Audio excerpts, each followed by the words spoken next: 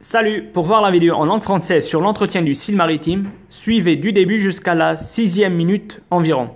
مرحبا اللي بده يتابع الفيديو باللغة العربية كيف يعتنوا بالستيل ماريتيم يتابع من تقريبا دقيقة ل6 للآخر. Et là, j'avais oublié de parler un peu de l'engrais. Désolé, c'est pour ça que je mets la vidéo avant de commencer. J'ai oublié. Donc, je fais un petit montage. Pour l'engrais, la plante à l'état naturel, la plante n'a pas besoin d'engrais. Ne mettez rien. Mais dans un pot, la plante, elle est condamnée. Si vous voulez, mettez un tout petit peu de compost à la fin de l'hiver, quand la plante elle a ses feuilles. Et c'est tout, rien de plus. Bon, finalement, je fais ça dans la cuisine parce qu'on me chasse de partout. Normalement, je fais les vidéos dans la chambre de travail de ma soeur, mais elle a des clients. Je voulais faire ça au salon. Ma mère est en train de regarder un film, elle m'a chassé. Bon. Drimia maritima, ou alors style maritime. Origine méditerranéenne, c'est une méditerranéenne. Exposition ensoleillée.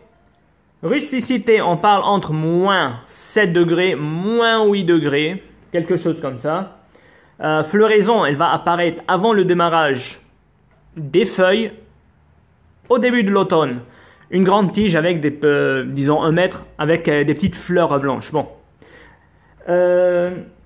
Après la floraison, la végétation va commencer à pousser.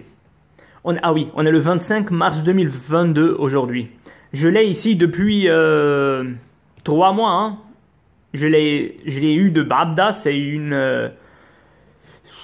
à côté de Beyrouth. C'est dans le grand Beyrouth au fait, mais dans la banlieue de Beyrouth, Babda. J'étais en train de faire c'était en décembre, j'étais en train de faire mon 2e vaccin Pfizer pour le Covid. Je ne sais pas ce qu'on m'a injecté, bon, mais comme on est obligé, on est obligé. Et je voulais cette plante, au fait, elle pousse partout au Liban, partout, même à côté de chez moi, mais je ne l'ai pas dans mon jardin. Je voulais prendre un dans mon jardin, et là, j'avais garé ma voiture pour aller faire mon vaccin, et ils avaient poussé à côté de ma voiture, où j'avais garé, au fait. Je l'ai retiré, et je l'ai mis dans le pot pour le mettre dans mon jardin au sud Liban. C'est juste provisoire, hein. Bon. On passe. On a parlé de la floraison. On va parler maintenant de l'arrosage. Écoutez, dans la nature, oubliez-la. On la plante et on l'oublie. On va jamais arroser. La plante va être arrosée par la pluie en hiver.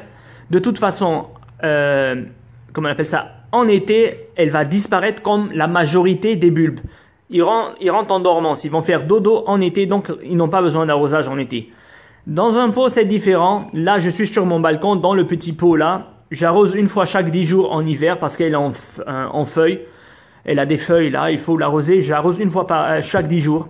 Mais dans le jardin, oubliez-la complètement. Plantez-la et oubliez la plante. Au niveau sol, pour le sol, n'importe quelle terre. Elle pousse partout au Liban, donc le Liban c'est une terre calcaire, donc il n'y a aucun problème. Elle va pousser dans n'importe quelle terre, à condition que ça soit pas de l'argile, parce que c'est pas une plante qui va aimer l'excès d'humidité. L'argile, elle retient l'eau, elle va pas aimer. Hein. Vous allez faire pourrir le bulbe et tuer la plante.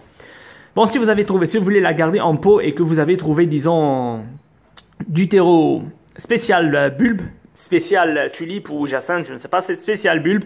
Laissez tomber tout et achetez le terreau spécial bulbe.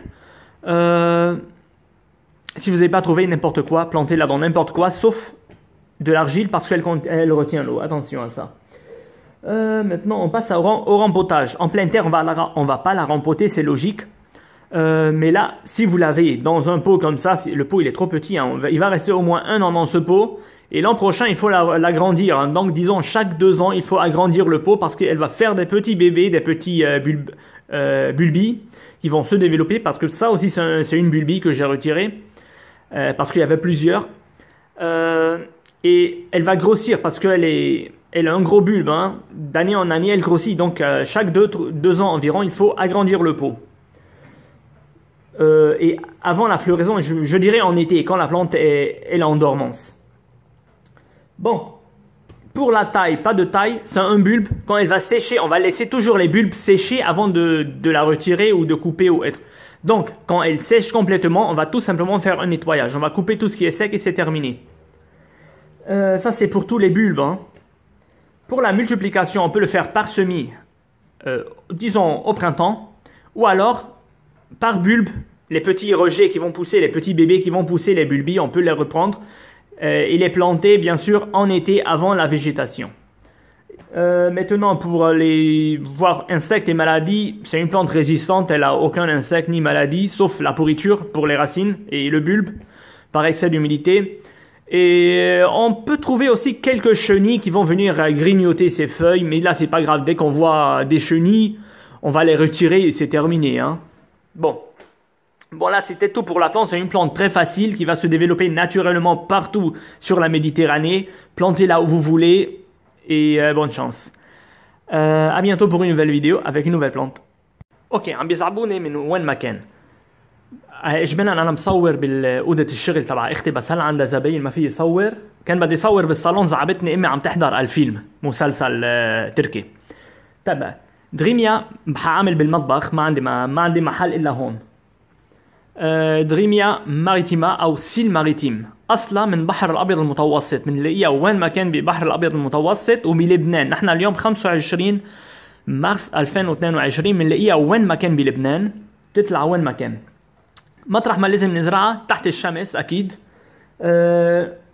التحمل للبرد عم نحكي تقريبا -7 تحت الصفر او -8 تحت الصفر.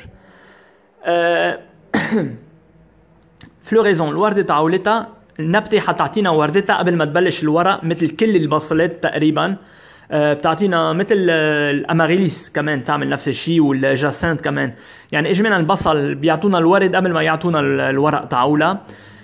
هيدي اول الخريف بتلاقوها بتعمل تيج طويله طول شي متر وبتعمل كتير ورد ابيض صغير. من بعد ما تخلص الورده تعولتها بتبلش تعملنا ورق. هلا هيدي جبتها بتطلع وين ما كان في حد الجنينه عندي بس بالجنوب، بس بقلب الجنينه ما عندي منها، قلت بدي اجيب منها. بس ثاقبت كنت بعبدا في منطقه ما بعرف اذا اللي مش ساكن بلبنان في منطقه اسمها بعبدا عنا قريبة على بيروت. هي حتى بفوتوها تقريبا ببيروت الكبرى بس هي ما خاصة ببيروت، قضاء تاني. كنت بمستشفى عم بعمل هيدي بشي 3 اشهر تقريبا بديسمبر شهر 12 كان عم بعمل الفاكسين الثاني الفايزر. مدري شو حطوا لنا بجسمنا بس لانه مجبورين شو بدنا نعمل. بكره بس نتحول من لكم شو النتيجة. اوكي. والمطرح ما صفيت برا كان في منهم طالعين، قلت يلا بلا ما اروح جيبها تحت البيت وانزل بين الحجار وهيدا موجوده حدي، شلت وحده اخذتها. اوكي هلا بنكفي من السقايه. هيدي النبته بس تحطوها بالجنينه تنسوها كل شيء، يعني ما عادش تعملوا شيء. ما تسقوها ابدا لانه اصلا بالشتويه عم بتشتي ما في اي مشكله، وبالصيفيه مثل اجمالا كل البصل بدها تيبس وتفوت اندورمانس، يعني بدها تنام البصله، بدها تنام لانه بتبطل عندها ورق مثل كل انواع البصل تقريبا. فاذا كانت ببوق بالجنينه فانسوها ما تسقوا ابدا. اذا كانت ببو بالشتويه، اذا كانت على البلكون مثل هلا انا حاططها على البلكون ما في شتاء طبيعي كل 10 ايام بدي اسقيها مره. وبس هيك. هلا سول نوعيه التراب تعولها. هيدي نبته بتطلع وين ما كان ببحر الابيض المتوسط. اجمالا الارض كلسيه، نحن عنا بلبنان ارضنا كلسيه وبتطلع وين ما كان بين الصخور ما في اي مشكله. بس ما فيكم تزرعوها باي تراب الا الطين يعني الارجيل، لانه الارجيل بيحفظ المي. وهيدي النبته هيدي بصله، والبصل اجمالا ما بتحب كتر المي، فانتبهوا من هيدا الموضوع. فيكم تزرعوها باي ارض الا ارض تحفظ المي، هيدي انتبهوا منها.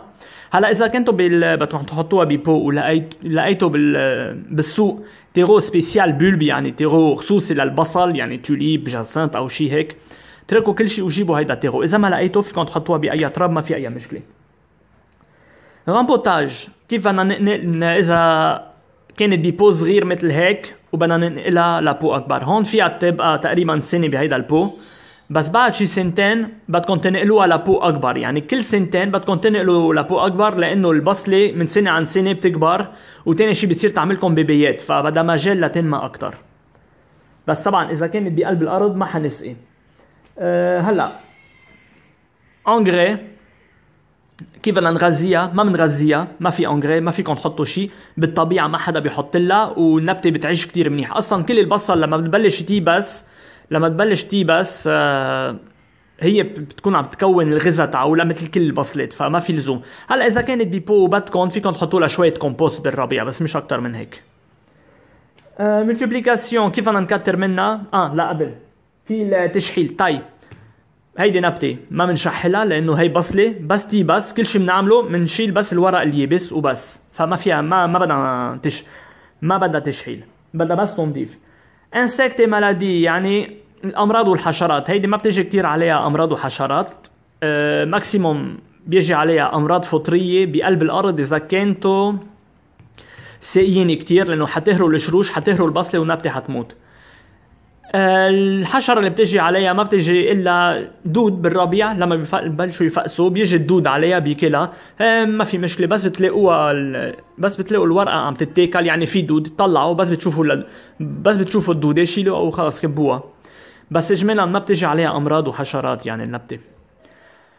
طيب هذا كان كل شيء عن النبتة اللي بدي أحكي شوي فيها عنها لأنه بعرفها. وهذا كان كل شيء وما عادش عندي شيء أقوله. إذا بدكم تزرعوا منها انا بنصحكم، انا بحبها كتير لانه الوردة تعولتها كتير غريبة، اذا بتشوفوها على الانترنت حتلاقوها، يعني جوجل بتشوفوا الوردة تعولتها. طيب ما عادش حطول عليكم، بنشوفكم بفيديو جديد مع نبتة جديدة.